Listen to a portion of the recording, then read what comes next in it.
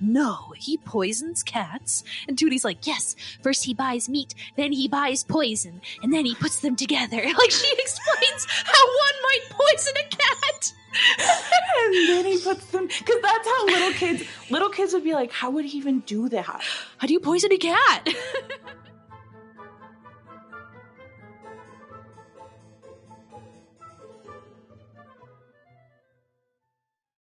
Isn't it a lovely day, Lillian dear? Heavenly, Piper, simply heavenly. Hooray! Well, you guys, it's time to talk about Meet Me in St. Louis, which is how this movie title is pronounced, to answer Lillian's previous question, though we did have a minor discussion about it in the film itself of whether this is St. Louis or St. Louis. So, welcome. It's the Christmas episode. Happy holidays. Happy holidays. Lillian, was this your first time seeing Meet Me in St. Louis? It was my first time seeing this wild film. Wild in a good way? Wild in the most, like, cozy, comfy way. Oh my gosh. I grew up with this movie. I said to Lillian off air that I was raised in a movie-centric household. Like, my family communicates through movie quotes. If you say something in casual conversation that sounds vaguely like a quote from a film that we all adore, my parents will literally stop you, point at you, and say, hey, say it right. And then you have to quote the film. It's like a rite of passage in the Cleveland Hammer household. So this movie is one that has many lines that we frequently say. I think one of the ones that my mom says almost at least once or twice a month to me specifically is she says, yes, do that little thing, which is something that Rose says to her boyfriend on the phone. God. I have a great connection with this film, and I am so excited to hear what your initial thoughts are. I think some people are listening to this probably not knowing the plot of this. And they're like, that's fantastic for you. What is this movie even about? I had no concept of the plot, and then also did forget that it's my turn to do the summary. So get ready for the least accurate summary that I'm going to decide to go short instead of long and rambly per usual.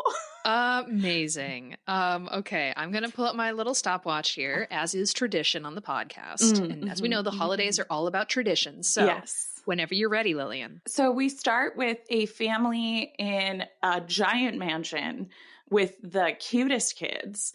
And they are talking about what time they're going to have dinner whilst all tasting the same soup. And we get introduced to Rose and Esther and Tootie and the fourth daughter. And also there's a brother who's not at dinner. I don't think he's at dinner. It doesn't really matter. He's at dinner. Okay, there's a lot of people and they all have big characters and they're very cute. And the dad is officially in charge, but he has never been in charge of anything in his entire life. And there's some drama. We learn that Rose has a boyfriend in New York who's calling her long distance, and he's going to propose, but then he doesn't propose. And we meet the boy next door with the very specific dialogue that Piper and I did as like fake little like chit chat dialogue at the beginning. And because the next door neighbor, Esther, who is played by Judy Garland, is in love with. And then lots of deeply unrelated songs are sung kind of throughout this story. There's a party. There's the most intense Halloween of all time. Then there's a very sweet Christmas ball thing where people have a lot of problems that are solved much more easily than they solved them in the movie. But at the very end, a very sad Christmas song is sung that I have sung a million times, not knowing it was to a child who was crying. And then the dad finally realizes that his plan, which by the way, Christmas is sad because they're going to move to New York and everybody's sad about it. And I was super sure that was definitely going to happen. And then the dad goes, hold on, I don't actually have to make my children cry at Christmas. Let's just stay in St. Louis. the best city in the world. And then they all go to the fair, which they've been talking about a lot throughout. It's the World's Fair in St. Louis, because St. Louis is about to have a big, big boom. And there's a million other things that I simply cannot. Which a plot summary doesn't exist for this story. I was just going to say, a plot summary is a summary of the plot. You're not supposed to say every detail. So, but also like so many things have there's no structure to this tale. Oh my gosh. In fact, okay. So first of all, Lillian, that was a 2-minute, 13-second review. So sorry. I would argue there is brilliant structure to this film. Thank In you. fact, my first note is that I kind of adore that this has a 4-season narrative structure. Yes. We begin with summertime, we then move on to autumn, winter, and we end in the spring when there's going to be the Louisiana Purchase Exposition, as Tootie tells us, which aka the World's Fair being held in St. Louis itself. Which I love how the movie opens with everyone singing the main song, Meet Me in St. Louis, which I didn't actually do the research on this, but at least in the universe of the musical movie Meet Me in St. Louis, this was a song that was written to promote the World's Fair in St. Louis, which I think is a common thing that does happen. They write songs about it in that time period when that happened. So everyone and their sister and their brother and their best friend's neighbor, they're all singing this song, Meet Me in St. Louis, Louis. And the family's obsessed with it, but the dad is like, oh my God, it's going to be months until the fair opens and no one will shut up about the stupid fair. So he's a very overworked man who's trying to support a big eccentric family. So I get why he's burnt out by the song. It is from the fair. It was written and popular in 1904. Very cool. As a celebration for the fair. Awesome. Awesome. Awesome. So I want to go through this because I made very specific notes about each scene, but I think I'm so excited.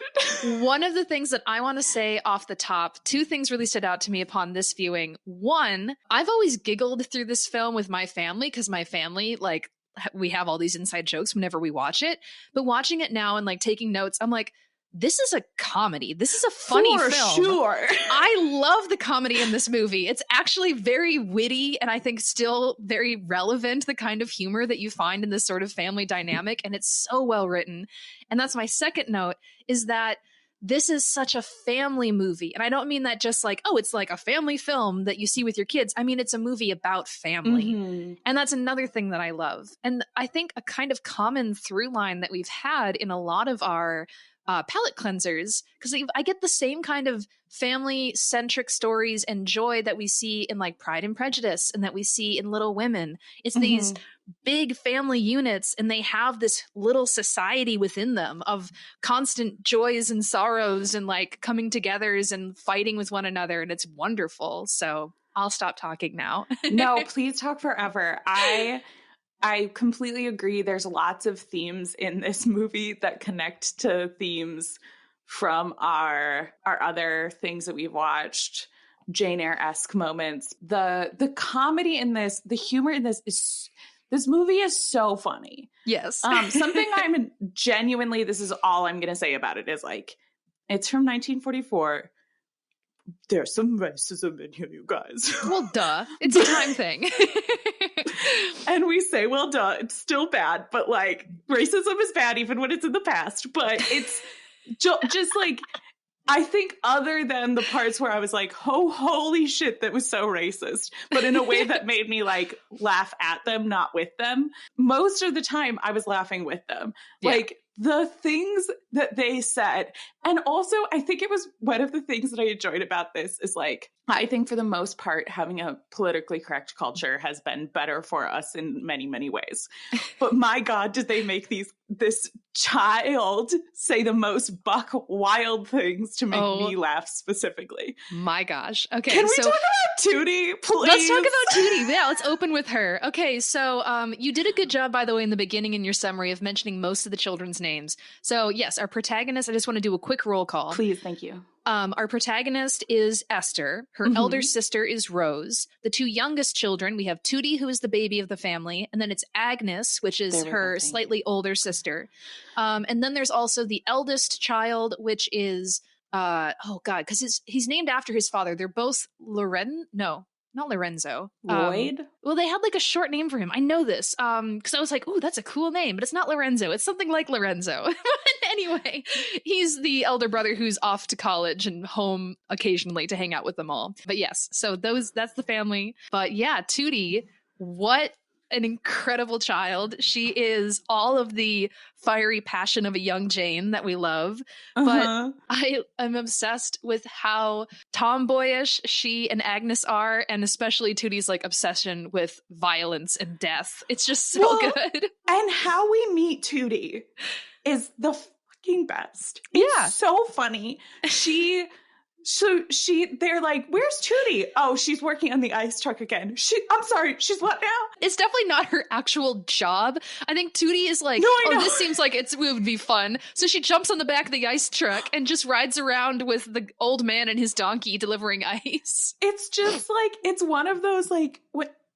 Oh no, hold on. There was no point when children, the age, who's supposed to be 4, was just like allowed to get on an ice truck. She's 5, but because she talks about it, she's like, how old is the donkey? And he's like, she's 4. And he's like, she's awfully big for 4. I'm 5. It's very cute. I mixed up the ages of the donkey and the little girl. How could you, Lillian? How could you? How embarrassing for you. It's so embarrassing specifically for me.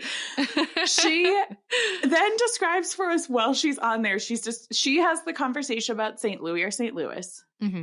Where she says, is your person a city? If not, then I think that's irrelevant. And it's St. Louis, and you seem dumb. Blue collar job man takes with the greatest dignity. He's so amused by her. Everyone is so Tootie will say the most buck wild shit, and everyone will just be like, "Oh, Tootie." Yeah. So she then explains to him how her doll has 4 deadly illnesses. And he says, it only takes one. So good. And she's gonna have a funeral for her doll soon. Yes. And the idea, too, that later on, when they learn that they're going to move to New York, she's like, I have to dig up all my dolls from the cemetery. So this is clearly like a regular thing. And I wonder if it's Tootie's way of getting more toys. Like she gets a doll, decides that they have a terminal illness, and then buries them in the cigar boxes that her father gives her. So then he brings her home new dolls to replace the old ones. Well, and like, here's the thing for me. Totally, like for sure, because these women are the smartest women around the stupidest men. The only man who has a single brain cell is Grandpa. Yes, Grandpa.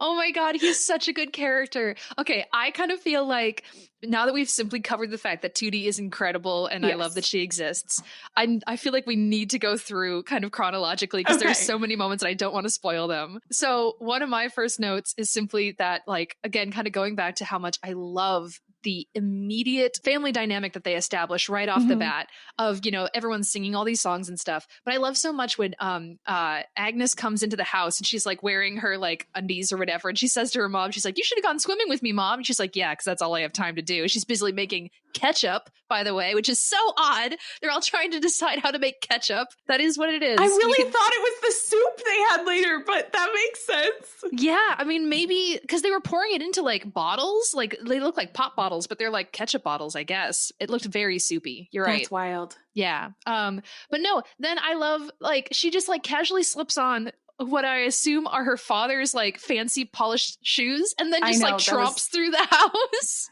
I like watched it was it was honest to goodness that moment that I was like, do these people not know how wild they are? And then she puts on her like the polished fancy suit shoes while dripping wet. Like she didn't even try to dry off.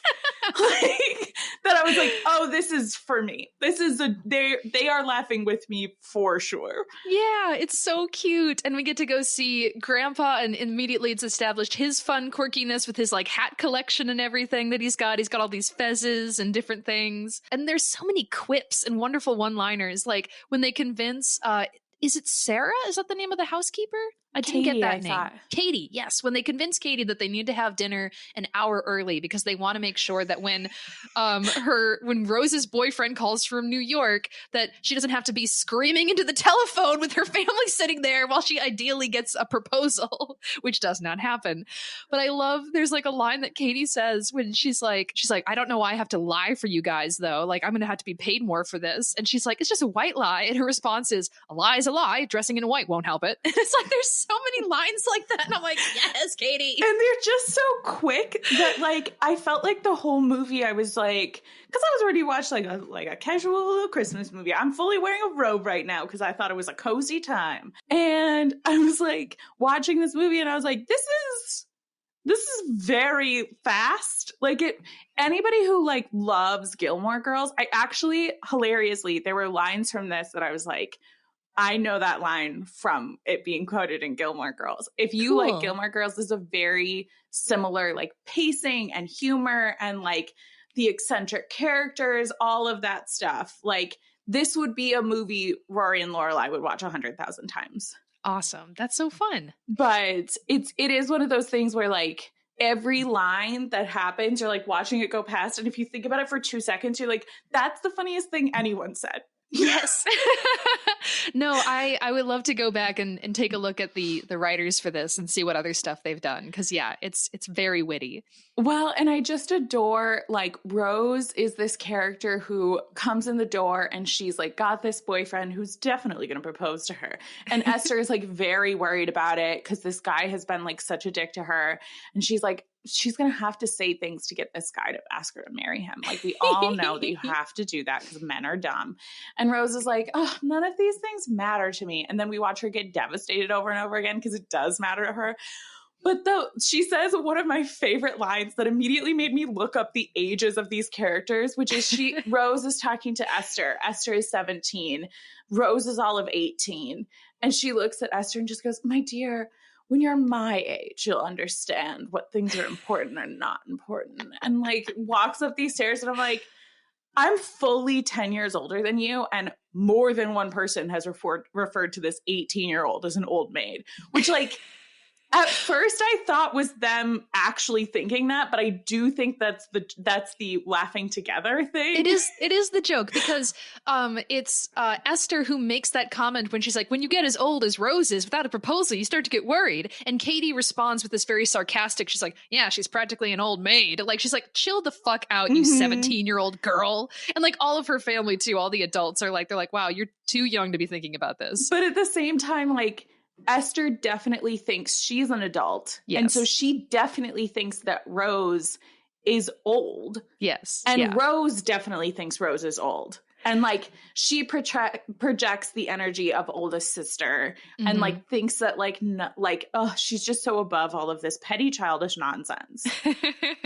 I don't know about you, Lillian, but I can definitely relate to being like 17, 18 and thinking I'm like, oh my gosh, I should have my own apartment in New York City by now. I am such an adult. I know everything. So I love that is captured very well, I think, in this film. And I'm curious because there's things that I felt this way about where it's like, you and I were those, of our friend, we knew all these people in high school. You and I were like, we're basically adults. We're seconds away. Like, we are honestly like too sophisticated for this childish nonsense. And I just can see little Piper watching this being like, yeah, you and I are on the same page. I'm like, I got you, Judy Garland. I feel you. We are the same. And I'm wondering how it felt watching that as an adult being like, really? It's funny you say that because I was thinking to myself when watching this, because I saw this as like an elementary school kid first, and more so than relating to Esther at the time, the thing that really stood out to me is, and I don't want to talk about this too much in detail because I kind of want to get to it chronologically, but in the Halloween section, I remember being very frightened when Tootie went to the Brocklehursts all by herself. Like, because I believed the scary stories. Its name is Brocklehurst. What is it? It's the I don't know the name, but I would have noticed. I wanted to think it was Broccoli, Mr. Broccoli. Take the Brockhursts or something like that. Brockhursts. It was super close, but it wasn't very similar. Exactly the same. But yeah, they told all these stories about how scary Mr. Brockhurst was, and I was like, oh my gosh, like I'm so frightened for Tootie. Like, he's going to do all these awful things. And I was really scared. I believed them when she was going up to the house. But what more do we have to talk about in that first little chunk then?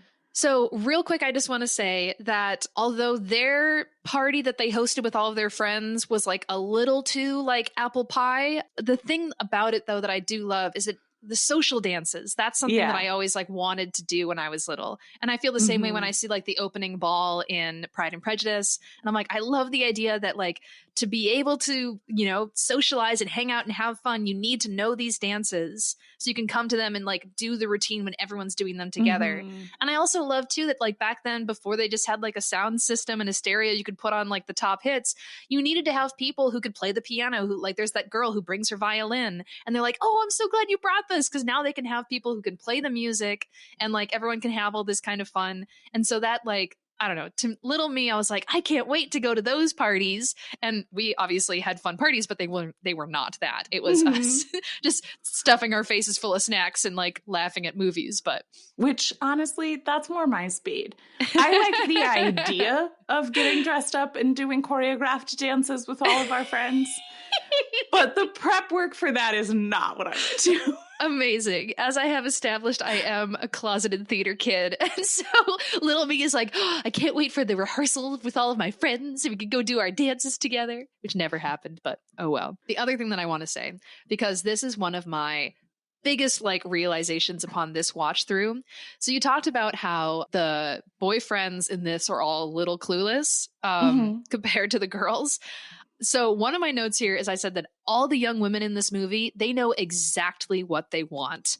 They are not necessarily correct, as we've said, they believe that they're these sophisticated like adults, but regardless of whether, you know, it's based in truth, they know what they want and they're going for it. And I love seeing that agency. And it's something that I think is reinforced again and again. I think this film beautifully challenges a lot of gender stereotypes. We have these, like, all the boys are very kind of shy and polite and standoffish. The girls are the ones who are like, they're like, I am horny. I know what I want. I'm going for it. Like, they're the ones with agency in this movie. They are making things happen. They're not like, even when we have moments where like Esther is crying about things, she still takes action. She doesn't just like wallow waiting for someone else to change things. I have another note about that later on when she thinks that John Truitt beat up her 5-year-old sister. Oh she my doesn't God. like, she doesn't break down and cry. She goes across the street and kicks his ass. And I'm yeah, like, I want to talk about that whole moment. I fully agree. I wouldn't fully put this as like a feminist movie. Like, all the things they want are to find men and marry them. And there's fully a line later where Esther says, then Rose won't have to go to college. Like, I think there's some 1944, this is the goals women should have. But I agree that the way they have agency over it and the way that they are moving the pieces on the board, I think it's so hilarious. I think it's also so indicative of women. I talk a lot about the idea that like there's this management style idea of what kind of power do you have? Do you have explicit power or implicit power? And explicit power is what the dad has. The dad has the power where he is in charge. He's the man of the house. So. And then everyone else in the house has 1,000 times more power because it's all implicit power because they're moving pieces he's unaware of to make decisions that he's unaware of. Well, he has that great line when he ruins the phone call. When the guy first calls and everyone's sad and they're blaming him for ruining the fact that she's not going to get this proposal. And he says, he's like, when was I voted out of this family? But, you know, that's something I'm going to talk about in more detail later on when we discuss the dad at the end of the movie. But I think it's partially because, I mean, he's so busy just trying to like be the breadwinner of this family that he's not around for their drama, which like creates this whole division. But then later he like tries to, you know, be the man of the house. And he's like, from now on, I'm accepting all phone calls. The phone rings and he's like, Rose, you answer that. So it's like sweet. Like he's like, I'm not actually a dictator. I'm just trying to be in charge. That's my job, right? Exactly. That's my job, right? Is this man's whole persona. Like, yeah. I think he would be so much happier if he could just come home from work and do exactly what these women told him to. But they're instead like moving him around on the board like a chess game. But the one time he puts his foot down, he's like, no, I'm tired from a long day of work. I'm going to go take my bath. And even then, everyone's like, and then he slips on the roller skate and he's just having a bad time. They're all so mean to him about so the fact. mean. And the moment of like, Tootie, remind me later to give you a spanking. And then Tootie turns to her sister and goes, if I forget to remind him, will you remind me to remind him? It's so cute. Okay, so yes, let's talk about, before we move on to Autumn, I just want to say real quick that Esther, she has this comment that she says to Rose earlier when Rose is like, she's like, I'm going to let John Truitt kiss me. And Rose is like, good girls don't let guys kiss them until after they're engaged. They don't want to rub off the bloom. And she looks at herself in the mirror and says very seriously, she's like, I think I have too much bloom. She does. Because damn girl, the way she seduces that boy, dimming the lights and then standing up there beautifully lit. And he's like, holy shit, I need to leave because I'm a sweet little virgin and I have feelings right now. It's so good. I'm like, damn, get it. Every single thing that she does is one of those, like, you can see the two conversations happening later. Like, obviously we get the conversations with Esther and Rose, but you could also see like John going and talking to his friends, be like, yeah, I like got to hang out. I like helped her because she was scared and I helped turn out all the lights. We stood on the stairs and then I wished her good night. We held hands 2 times. And she's like, I practically stripped for this man. Yes. And he didn't even kiss me. So he's like fully thinks he's in charge of this moment. And she is definitely in charge of this moment. Oh, it's so dang cute. I love it.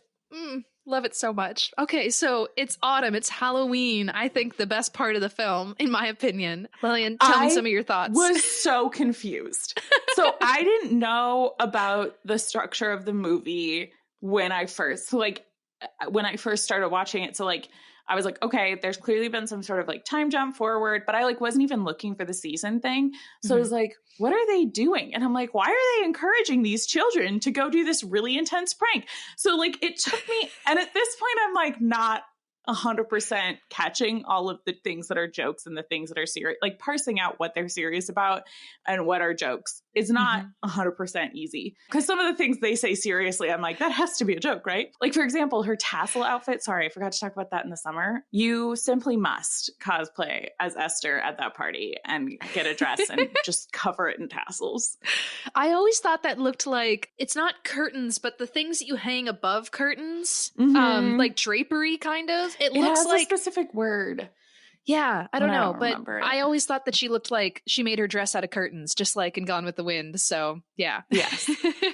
So, like, these little kids are getting dressed up like vagabonds. Like, that's probably the word that they would use for it. And I was like, what are they doing? And then they give them little bags of flowers. And it's one of those things where, so to give people an idea of the timeline of this is 40. So this movie is supposed to be taking place about 40 years in the past from when the movie is on screen. Yeah. So it's not long after the turn of the century, right? Like 1904? 1904 was when the World's Fair was. So the movie takes place in 1903, in the year prior to the fair. So that is the equivalent of essentially like the 80s. So there's lots of things that they do that I feel like are like references to parents being like, this is what it was like when I was a kid. Like there's just like, it's a different kind of context than the way we're watching it, where it's like, there's an expectation that people understand more about this than I do. So they did not say the words Halloween. So I was like, what the hell is happening? Why are you letting, but like, it's clear that the adults are in on this, right? Like that's clear from the very beginning. And it's clear that the children just like have their own thing that they're doing. But I also now get why they started doing trick-or-treating instead of whatever the hell that was. Yes. No, the pranks were much more severe. So they're all given bags, like sacks with flour in it. And the idea is that instead of like getting treats necessarily, you're just kind of going up to your neighbor's door, knocking. When they open the door, you quote unquote kill them by throwing flour into their face and saying, I hate you, and running away. So it's like, but also the neighbors are clearly aware that these pranks are going to happen. When she does see Mr. Brocklehurst. I'm just going to call him Brocklehurst. Yeah, I feel like that's his name. It's close. It's close enough. Yeah, when she sees Mr. Brocklehurst, he answers the door and he just stands there looking at her and he literally goes, he's like, well, like he's like, I know you're here to throw flour in my face. And he lets the cute, terrified little 5-year-old do that prank. Well, and they do a really good job before they leave the house of making it clear that this is like a thing the adults are all in on, because they're like, hey, by the way, the neighbors said after you take their hammock, please remember to bring it back tomorrow. And also, and like all the furniture that they're burning, because like once the little girls went outside, it was like, they're just burning furniture. And then you realize that all the furniture is broken before they throw it in. So it's like people take their broken furniture and put it out in the front yard. And then these kids take it and burn it while they're dressed up like poor people, because it's fun to cosplay poverty when you're wealthy. Although, no, what they say is when she goes down to scare Katie, she's like, I thought you were a drunken ghost. And she's like, I am. She's like, I'm a drunken ghost. And Tootie is a horrible ghost. Like that, those are their costumes. But another thing that I loved is every single boy that they encounter out by the bonfire is dressed as a woman. It's just, Halloween is just like, just be in drag. Oh my God. Yes. It's amazing. And they immediately, like, and then the two little girls go out there and there's this moment where the kids are looking at them and it's like, clearly they've both sort of scared each other a little bit. And then they're like, who are you? And then the older sister pulls off her mask and goes, it's me! And this is Tootie! And Tootie's kind of like, I wanted to scare them for real. Yeah. It's so cute though. They're assigning all of these like prank brigades to go off and cause trouble around town. But they all go together. Yes, but everyone's too afraid to go to Mr. Brocklehurst's house because there's all of these rumors like that the kids have spread that he it's so funny. They're like, he poisons cats, and the adults at home are playing along. They're like, no, he poisons cats. And Tootie's like, yes, first he buys meat, then he buys poison, and then he puts them together. Like she explains how one might poison a cat. And then he puts them, because that's how little kids would be like, how would he even do that? How do you poison a cat? But also one thing that I thought was so fucking wild is that they're telling all these rumors about the scary man. So first of all, fact one, he poisons cats. Second of all, he beats his wife with a red hot poker. But the worst atrocity that you swore not to tell is that someone peeped in his window and saw empty whiskey bottles. Dun, dun, dun. Like that's drinking is worse than beating your wife with a red hot poker and poisoning cats. I know I swore not to tell this, but I crossed my fingers on my left hand, so it doesn't count.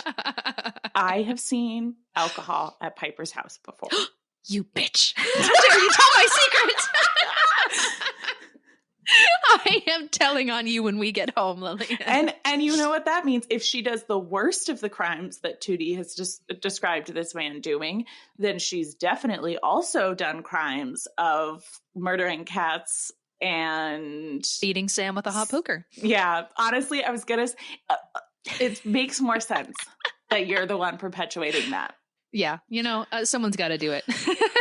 I've given Sam a code phrase if he needs to get out of there, but he hasn't used it yet. Amazing. So she uses her own flour to go and kill him. She becomes the most horrible, but then this sets Trudy on an awful bad spree because Crimes. Okay, so do you want to try and explain the confusion of what happens this evening? Yes, because I didn't understand it at all. Give it your best shot. Doesn't make sense. Like I understood it after everything is explained. But Esther is coming home from wherever she was at. A party. And she hears a scream. And then the whole family freaks out because they recognize that as Tootie's scream. And they heard the streetcar. And so they think that Tootie might have gotten hit by the streetcar. And then Esther, the whole family's running around. Esther comes in carrying Tootie in her arms. And they're like, Tootie, did you get hit by the streetcar? And then Tootie's like, no, it was John. And this is a moment of everyone is very serious about this. They believe that John hit this 5-year-old. And first Esther doesn't believe it. And then she does believe it. And then she's like, you know what? If John beat my sister, I'm going to beat John. And I loved it. She goes across the street and a very confused boy is sitting on his porch thinking that he saved the sister.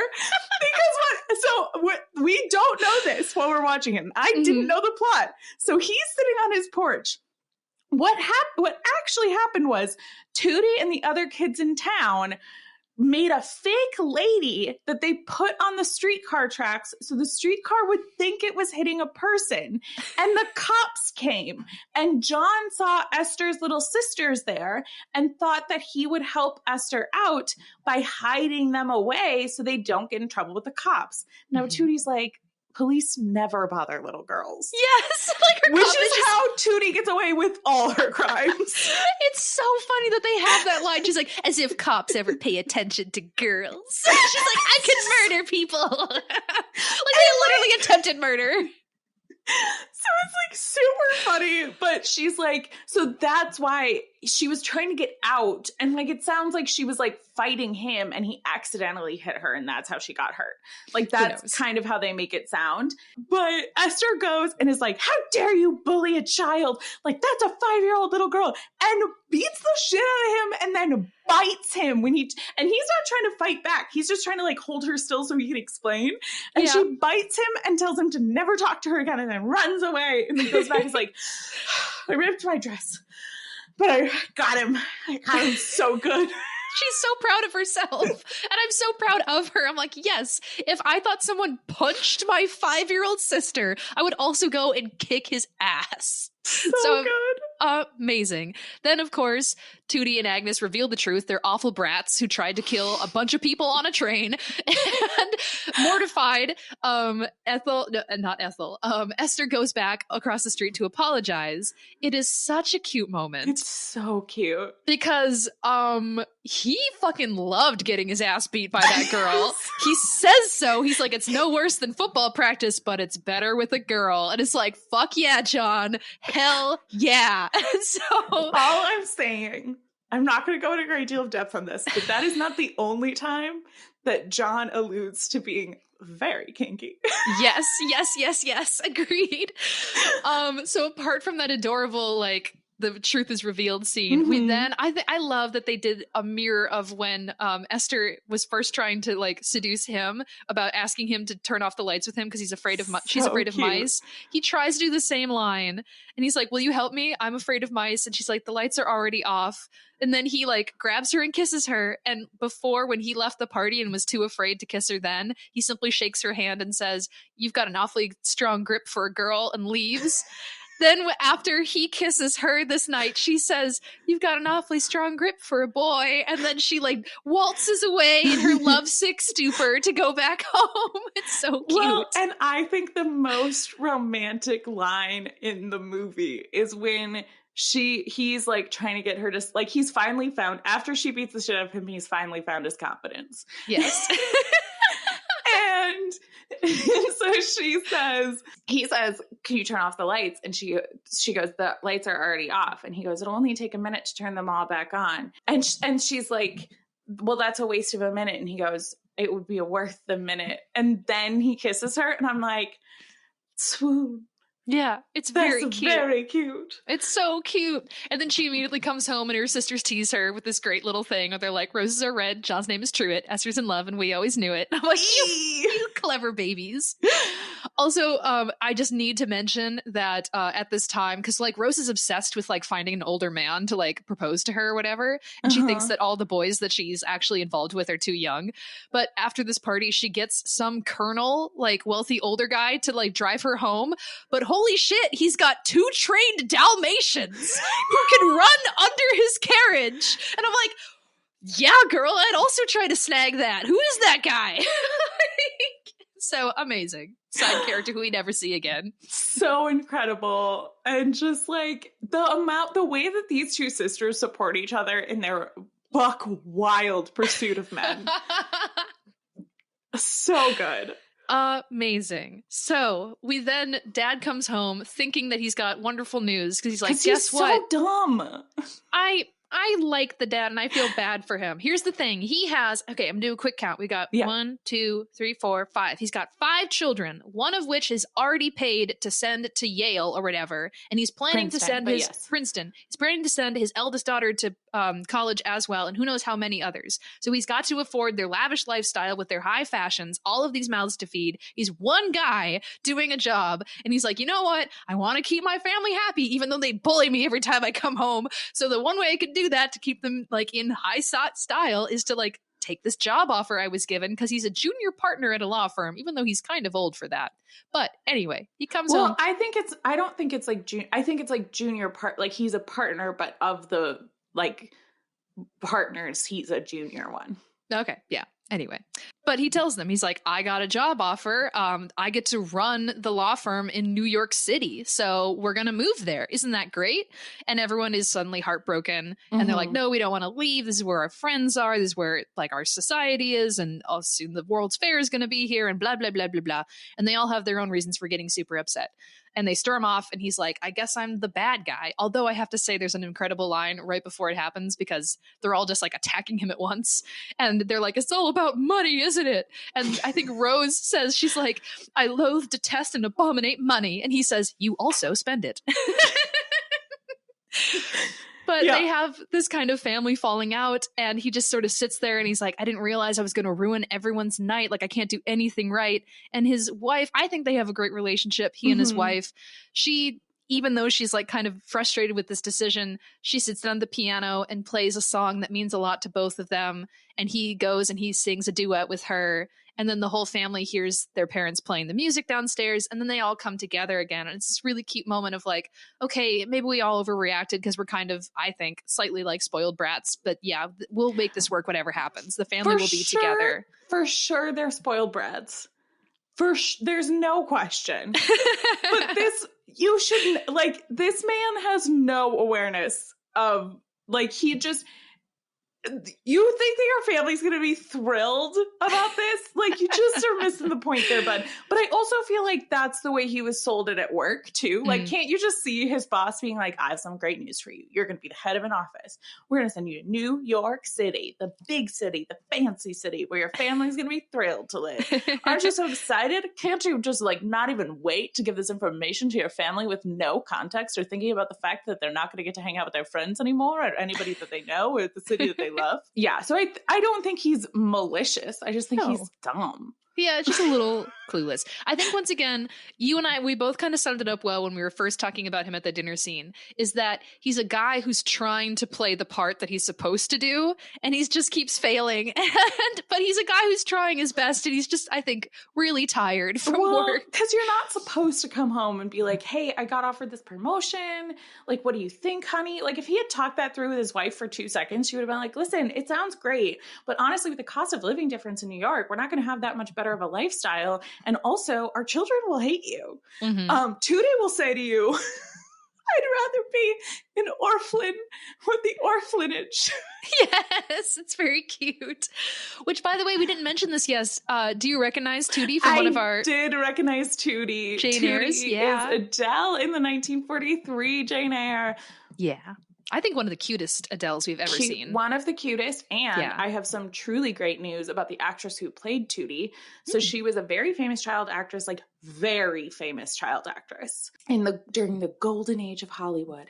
And she is still alive and doing well. She's 87 years old. She's out here being her cool self. And I bet she still buries dolls in people's yards. Wouldn't that be nice? Aw, cool. Well, yay, I'm glad she's still out there doing great things. Okay, so it is wintertime, kind of the big climax of this story. First of all, we don't need to dwell on this, but I have to say it out loud. I hate that they do a incorrect portrayal of corsets in this movie, which every single modern film is like, corsets were torture devices. And it's like, no, they were literally just bras before bras. They supported women and they actually gave you good back support. It was only weirdo dudes who were like, tie them so you can't breathe. That was not how it was. Okay. So saying that out loud. I can send you all videos to prove this research. Okay, anyway. thank you.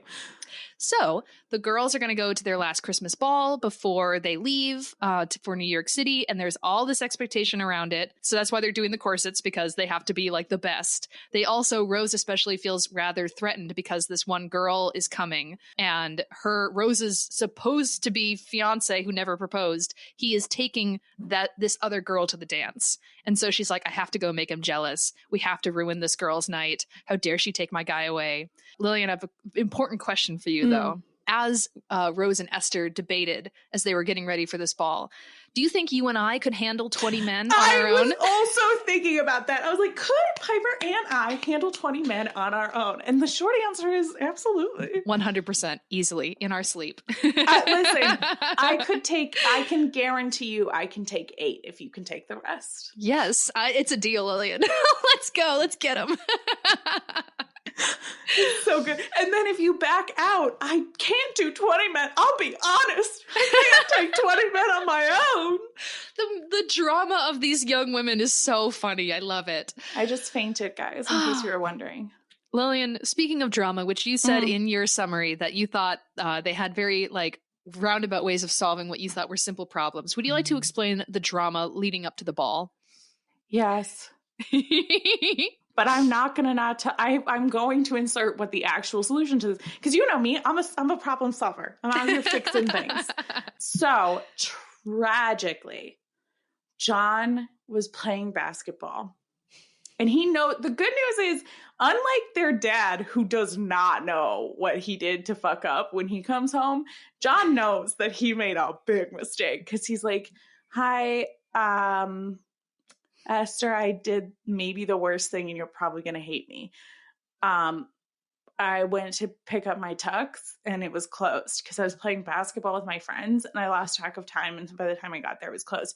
And she immediately comes up with good solutions. Like, can you borrow a tux from someone? And he goes, no, like everybody who has a tux is going to the ball. And then she's like, okay, well, what about your dad's? And he was, honestly, that was my dad's tux because I'm 17 and it would be wild for me to own my own. And she goes, John. And he keeps just being like, you hate me, right? Like, we could do something else tonight. And she goes, no, I'm just going to stay home and pack because I'm leaving. Yeah.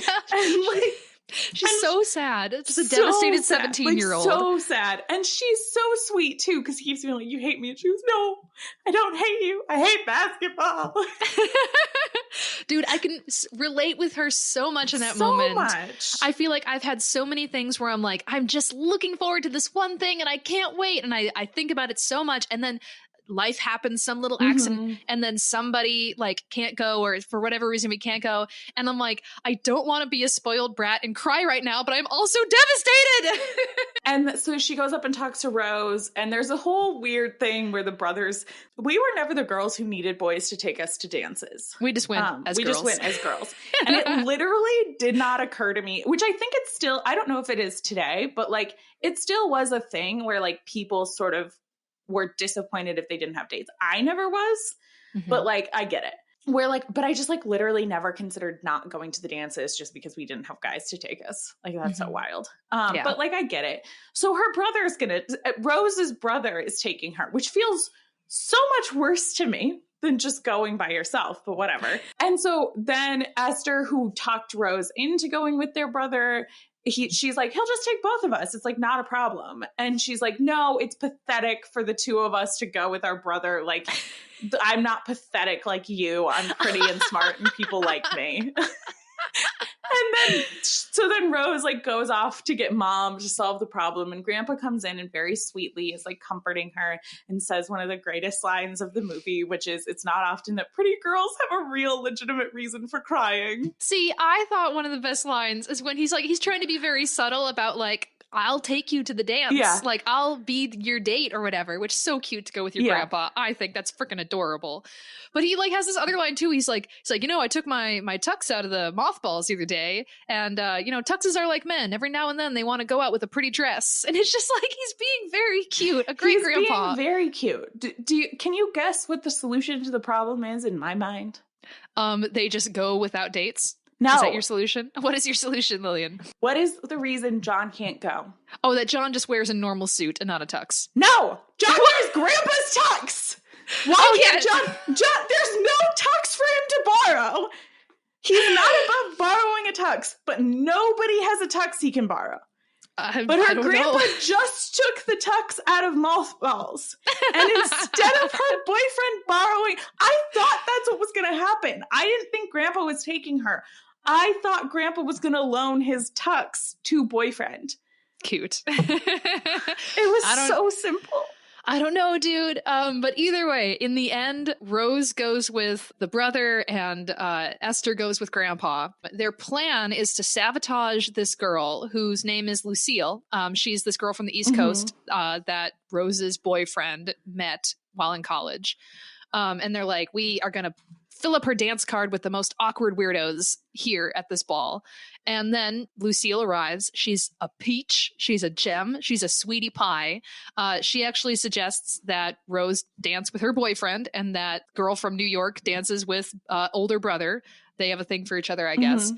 And so then Grandpa finds out that they were planning on doing this thing. He kind of gives her this look, and Esther decides to not be a bad person, and she gives Lucille her dance card, and then she takes Lucille's card that has all the annoying people on it, and spends the Mm-hmm. night dancing with weird children, tall, gangly scarecrows, uncoordinated goofballs.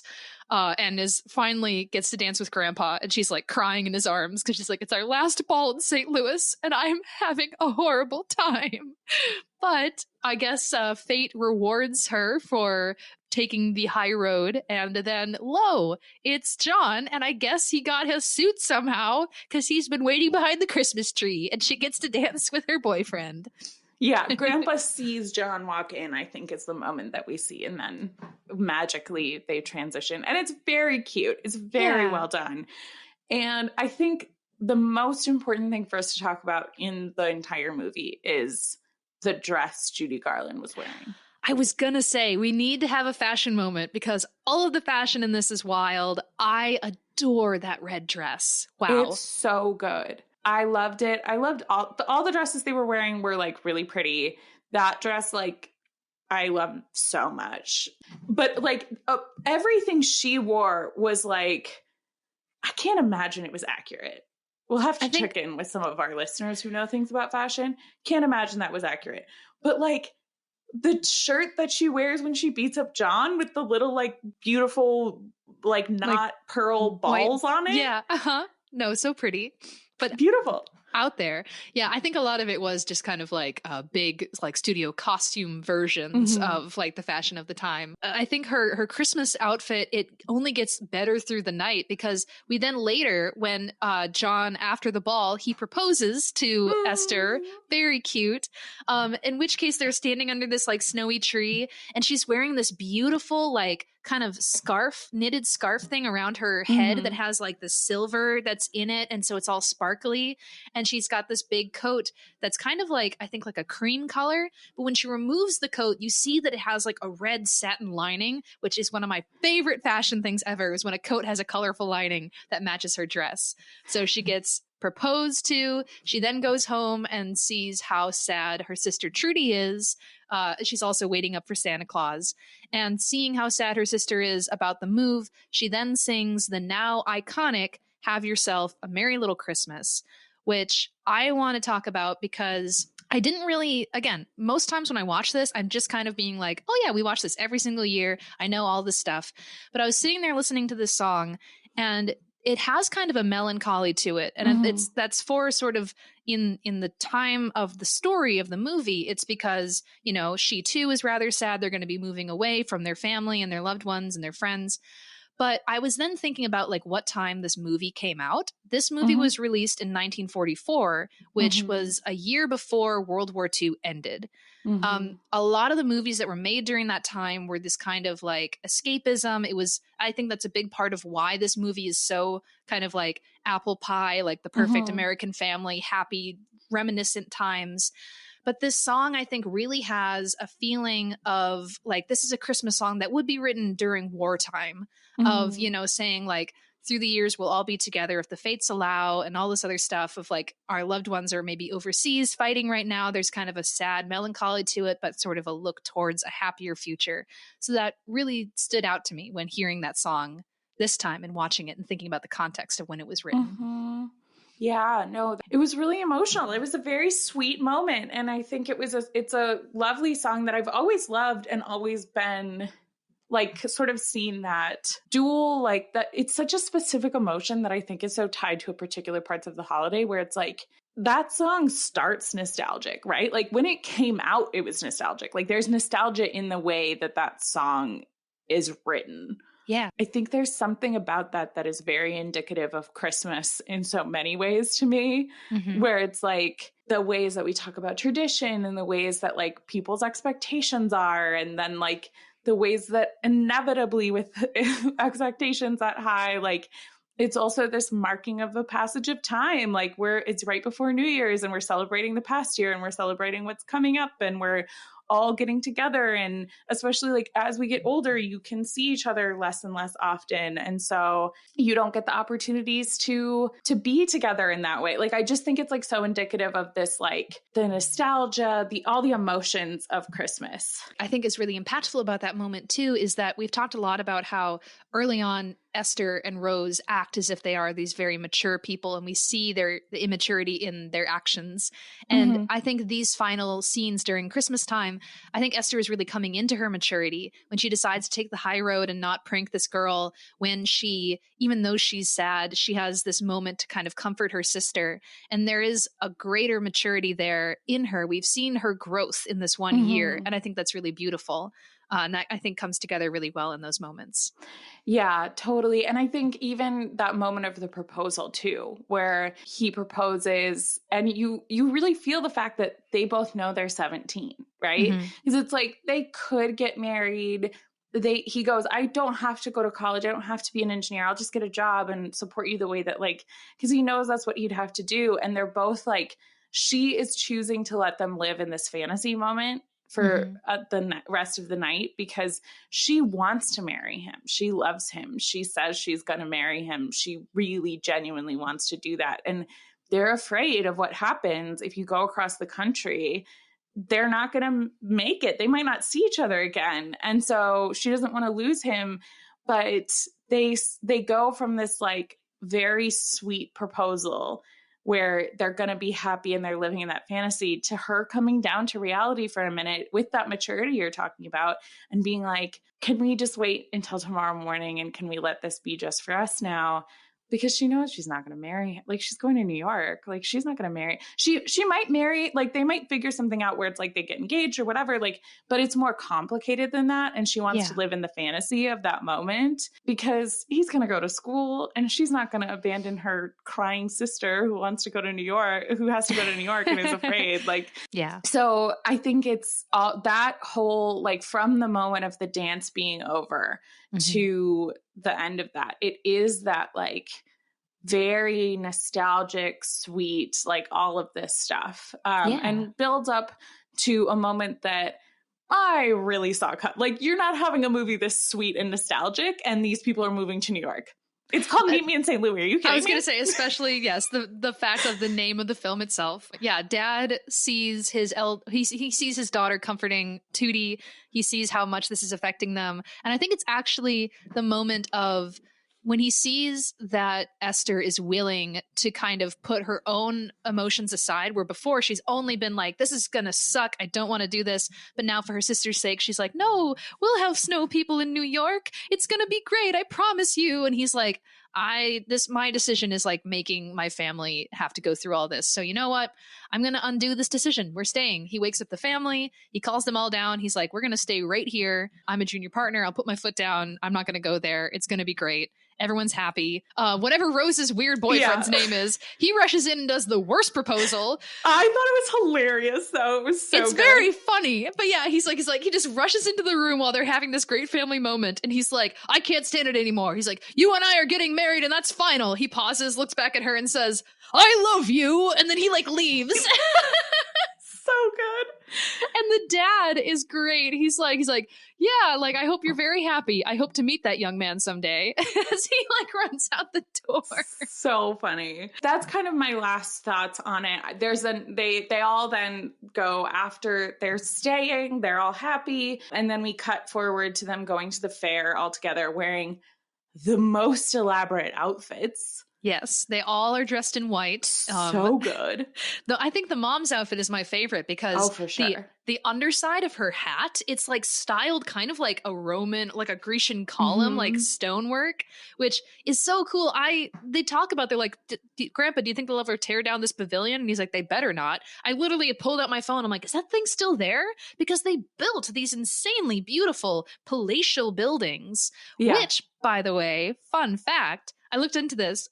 So one of the like chief designers for this architecture, his name was Emmanuel Louis Masqueret. And after he did this like big design project for the World's Fair, he was then called to Minnesota by Archbishop John Ireland, where he then Nice. designed the St. Paul Cathedral in our Wow. capital. Hooray!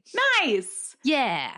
Yeah, lots of the World's Fair stuff. The World's Fair, like that's how we got the Eiffel Tower. So lots of very cool things built from that. But yeah, I think it's a very cute little wrap up. Tootie says some cute stuff. It's just a very cute little family scene, and we have that warm moment, and then they say the name of the movie. Yeah. They officially can roll credits. Except they roll the credits at the beginning, so it's just over. Like I'm like, that's really jarring. But yeah, all in all, cute movie. Very cute movie. What's your rating of it, Piper?